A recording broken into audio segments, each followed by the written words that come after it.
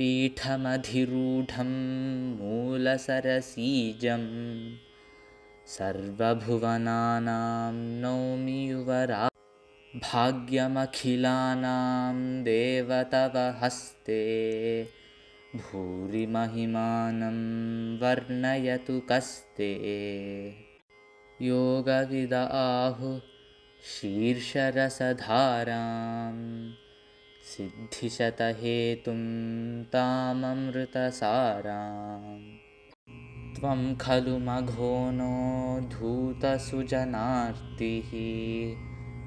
अत्र भुवि काचित् कार्यकरमूर्तिः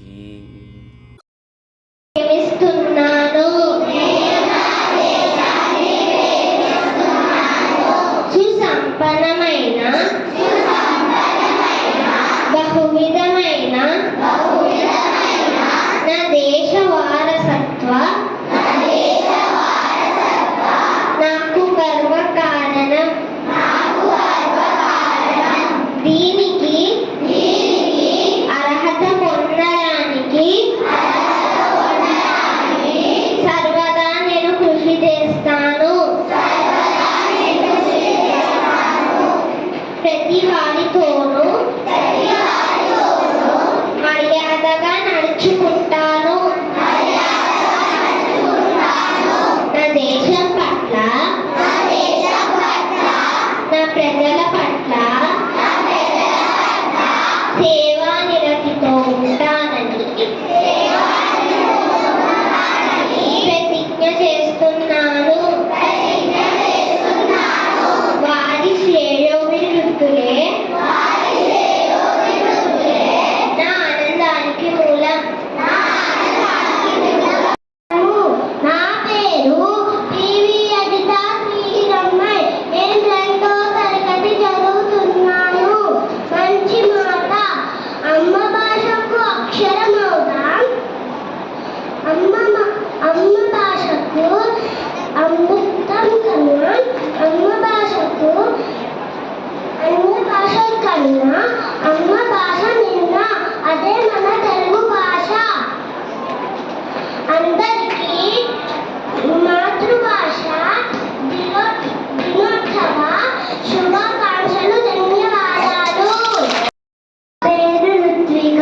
నేను 2వ తరగతి బి విభాగంలో చదువుతున్నాను. ఈరోజు నేను ఒక మంచి మాట చెప్పబోతున్నాను. భాష ఉనికిని కోల్పోకముందే, మాతృభాష గొంతు నుడమేయక ముందే భాషని రక్షిద్దాం. అమ్మ భాషని బ్రతికిద్దాం. భాషా గౌరవాన్ని వైభవంగా పల్లకిలో ఊరేగిద్దాం. ధన్యవాదములు.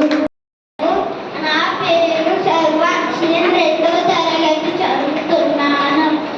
అన్నదానము ఆకలి తీర్చే అక్షర జ్ఞానం అజ్ఞానాన్ని తొలగిస్తుంది. ధన్యవాదములు. నా పేరు కశ్మిక. నేను 2వ తరగతి చదువుతున్నాను. ఈరోజు నేను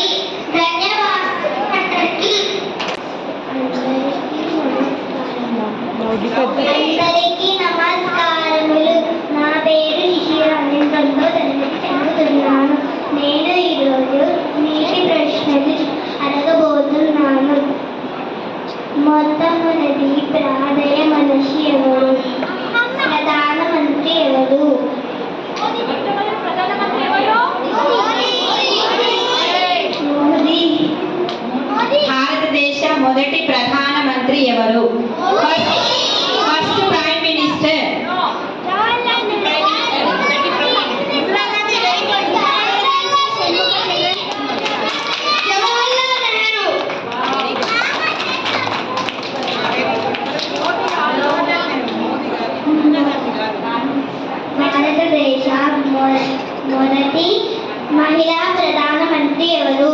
ఇందిరాగాంధీ ఎవరో చెప్పారు ఇక్కడ.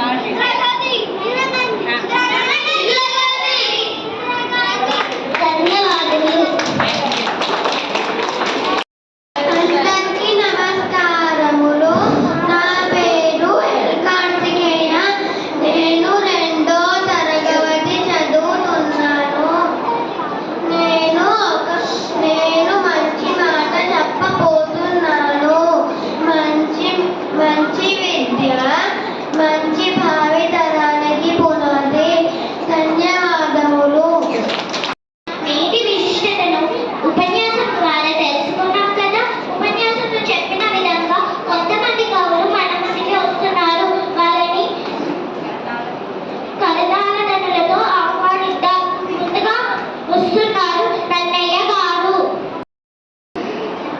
నా పేరు సోమరాజ్. నేను ఈరోజు తిక్కన వాగు నుంచి చెప్తున్నాను. తిక్కన వాగు ఎంత గొప్ప తెలుగు కవి. ఆయనను కవి బ్రహ్మని పిలుస్తారు. ఆయన నెల్లూరు ప్రాంతానికి చెందిన వారు. ఆయన 13వ శతాబ్దం వారు. ధన్యవాదాలు. నా పేరు నన్నయ్య. నేను 2వ తరగతిలో చదువుతున్నాను. ఇవాళ నా గురించి చెప్పబోతున్నాను. నేను నన్నయ్యను. నన్ను తెలుగు భాష యొక్క తొలి కవిగా పరిగణిస్తారు. నన్ను ఆది కవి అని కూడా అంటారు. నన్ను 11వ శతాబ్దపు కవిని. నా ప్రథమ రచన ఆంధ్ర మహాభారతం. జన్మస్థిరం తణుకు. నా నివాసం రాజమహేంద్రవరం. అందరికీ ధన్యవాదములు. 14వ శతాబ్దానికి చెందిన వారు.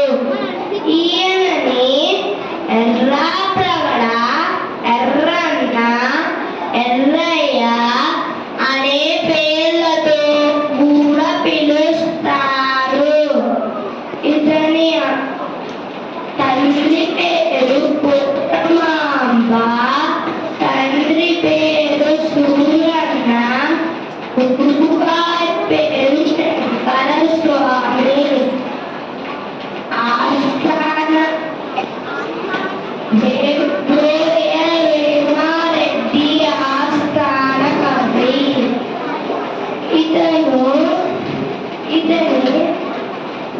ఇతను రామాయణం, హరివంశ, మహాభారతం, శివ పురాణం గ్రంథాలు రచించారు. ఇతని కృతులు శంభుదాసు,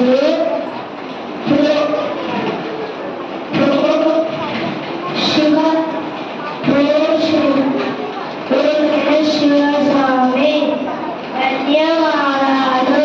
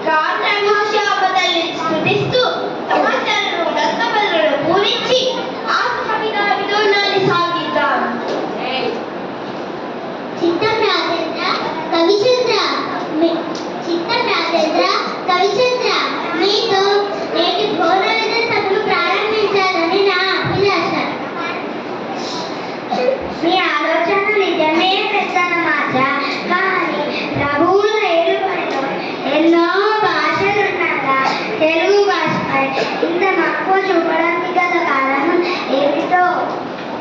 అదేమిటి సూర్యుల కవి మందార మకరందాలు జారువారే తెలుగును ఇష్టపడి వారుందరే తెలుగునేలనువా తెలుగదేల జన్మ దేశము తెలుగు దేవు తెలుగు వల్ల గుండె తెలుగు కొండ ఎల్లను కొలుగొలువ ఎనగమే భాగాడి దేశ భాషలందు తెలుగు లెస్స.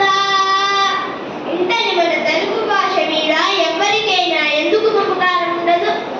పెద్దరాజా కవులారా, నేను తర్వాత పద్యములు పూరిస్తాను.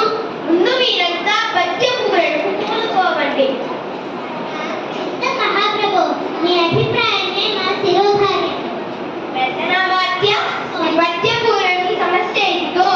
అగ్రజానుజులై రణుజాగ్రజులుగా అగ్రజానుజులై రణుజాగ్రజులుగా. ఆహాహా, ఏమి సమస్య? అన్నదమ్ములు తమ్ముడన్నలయ్యారు. ప్రభు, ఈ సమస్యకు నా పూరణ ఇదిగో. పుష్యమి భరతాక్షుడు పుట్టినాడు, మునసి లక్ష్మణుడు ఆశ్లేష పుట్టినాడు.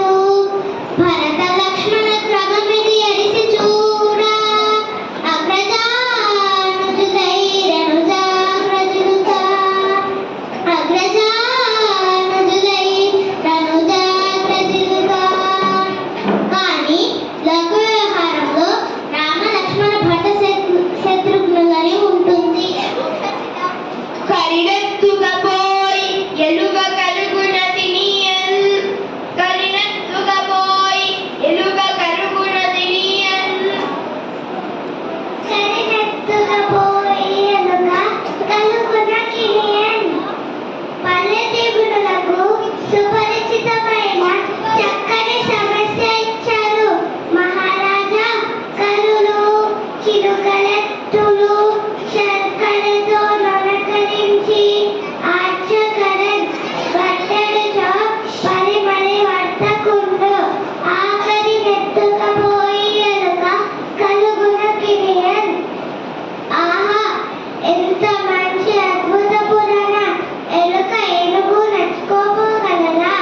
ఆ ఏనుగు రంధ్రాలతో పట్టునా? ఆహాహా, ఎలుకలు చిలుకలు ఎద్దులు మొదలగునవి శర్కర్తో చేసిన బొమ్మలు. వ్యాపారి పగలంతా వీటిని అల్లాడు. సాయంత్రానికి అన్ని బొమ్మలను ఎత్తిపెట్టి ఒక ఏనుగు బొమ్మను మరిచాడని దానిని ఎలుక రంధ్రంలోనికి ఈడ్చుకుపోయిందన్న నీ భావం వీలున విందుగా ఉంది.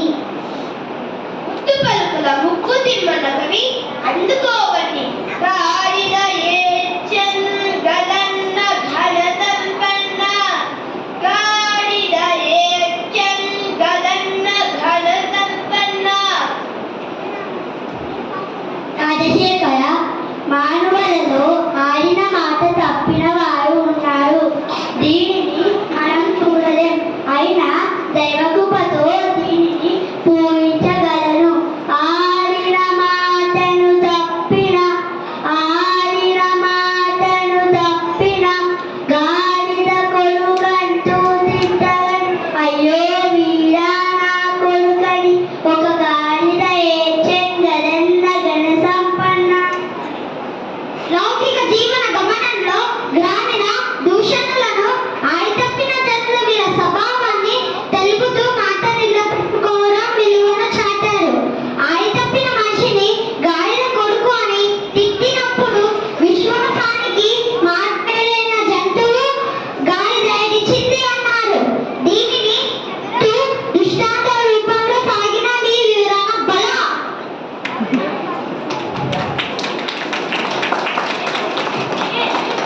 జానపదులు దుఃఖ జానపదులే సత్యం చెప్పారు.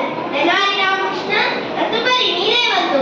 బతుకుమానాన్ని మీ మెదడు లేక మరియు తోక ఈ రెండు దత్త పదాలతో ఒక గీత పద్యం చెప్పండి. Turn this up. Turn.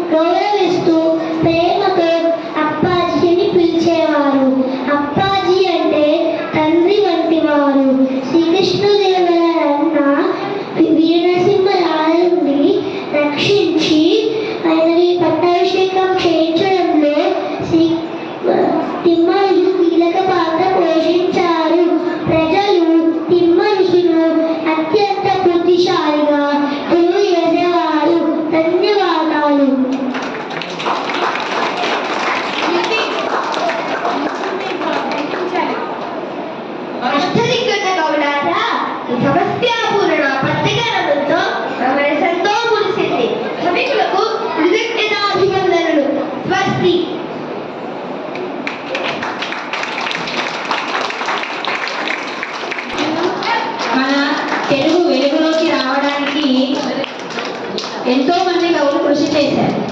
అందులో ఒకరు కృష్ణదేవరాయలు గారు. ఆయన ఆస్థానంలో మనకి అష్ట దిగ్గజాలు ఉంటారు. అష్ట అంటే 8 మంది, మొత్తం 8 మంది కవులు ఉంటారు. ఒక్కొక్కరి పేరు మీకు ఇప్పుడు చెప్తారు పిల్లలు, వినండి. అల్లసాని పెద్దన, పింగళి సూరమ్మ, పట్టుమూర్తి, మల్లన్న, ముక్కు తిమ్మన, పినవీర భద్ర, ముజటి, తెనాలి రామకృష్ణ. కృష్ణదేవరాయలు గారికి అల్లసాని పెద్దన గారు అన్న, తర్వాత తెనాలి రామకృష్ణ అన్న కూడా చాలా మక్కువ. అందువల్ల తెనాలి రామకృష్ణ చెప్పినటువంటి పద్యాన్ని ఆయన చెప్పినటువంటి పద్యానికి ఆయన ఎంతో మురిసిపోయారు. ధన్యవాదాలు. మన ముందుకు వస్తున్నారు ఉడుమూరి లక్ష్మీకాంతమ్మ గారు. అందరికీ నమస్కారం. నా పేరు కార్తీక. నేను 2వ తరగతి చదువుతున్నాను. నేను ఉడుమూరి లక్ష్మీకాంతమ్మ గురించి చెప్పబోతున్నాను. ఉడుమూరి లక్ష్మీకాంతమ్మ గారు ప్రముఖ తెలుగు రచయిత్రి, కవయిత్రి,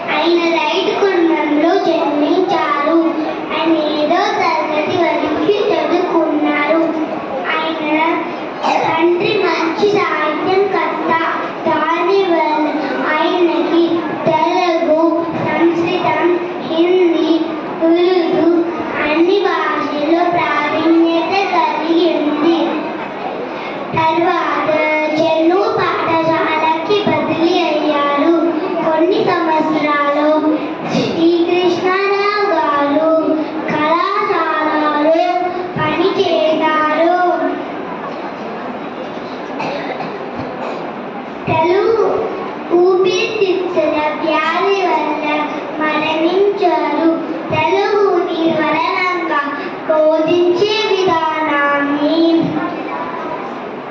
తన పిల్లలకి నేర్పించి సరళంగా చేకూతారు. ధన్యవాదాలు. నా పేరు మీరాబాయ్. నేను 2వ తరగతి చదువుతున్నాను. నేను మీరాబాయిని. మీరాబాయి 16వ శతాబ్దపు ప్రసిద్ధ శ్రీకృష్ణుడి భక్తురాలిని, గొప్ప ఆధ్యాత్మిక కవయిత్రిని. నేను రాజస్థాన్లోని రాజపుత్ర రాజకుటుంబంలో జన్మించాను. నేను చిన్నతనంలోనే శ్రీకృష్ణుడిని నా సర్వస్వంగా భావించి భక్తి మార్గాన్ని ఎంచుకున్నాను. నేను శ్రీకృష్ణుడిపై రక్షించి భక్తి కీర్తనలు, భజనలు చాలా ప్రసిద్ధి చెందాయి. ధన్యవాదాలు. భారతదేశ ఇంజనీర్ పండితుడు మైసూర్ సంస్థానికి చెందిన వారు అయిన కృష్ణా సాగర్ చీఫ్ ఇంజనీర్గా పనిచేశారు. బెంగళూరుకి 12 మైళ్ళ దూరంలో చిక్బెల్లాపూర్ తాలూకా గ్రామంలో మోగ్యాగుండ శ్రీనివాస శాస్త్రి, వెంకట లక్ష్మి దంపతులకి జన్మించారు. ఆయన పూర్వీకులు ఆంధ్రప్రదేశ్ ప్రకాశం జిల్లా మోక్షబంధలోకి చెందిన వారు.